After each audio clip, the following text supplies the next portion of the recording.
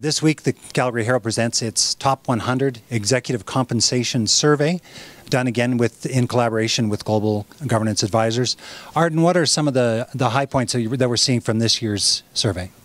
It's interesting, Dan. We stood here last year and did this, and it has significantly changed. The world has changed. And overall, we're pretty flat, about 1.8% down for the top executive officers. Yeah, so in that way, we're fairly flat. Oh, okay. Well, more than half of our top 100 are energy companies or service companies. What are we seeing particularly in that area? Well, not surprisingly, when you look at the overall numbers, it's not tremendously different if you just look at it on the surface.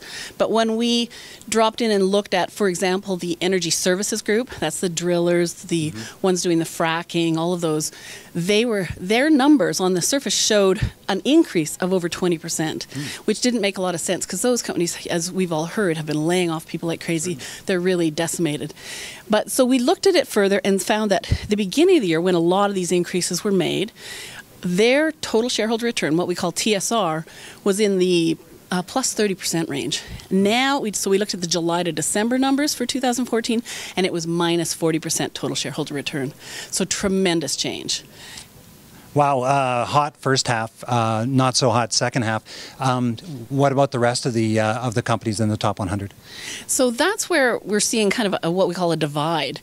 So we see, J.R. Shaw, who's our #1 executive this year, highest total compensation of $17.9 million, followed closely behind by CP Rail. Hunter Harrison had a very, very large increase, came way up in our top 10. Whereas, by contrast, we had Paul Saxberg from Crescent Point Energy and Paul Colburn from Surge Energy. They dropped right off of our top 10 list this year. So that kind of indicates the divide that we're seeing. Looking ahead to 2015, given the terrible start to the year that most of the companies have had, what do you see happening? Are we going to see more changes in the corner offices?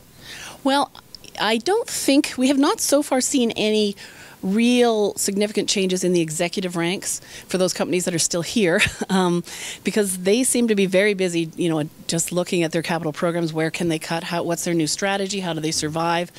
So that's not atypical to keep those key executives around. But certainly what we have seen in this year's proxies, even though they're backward looking, they're coming out and telling their investors, here's what we've already done in 2015.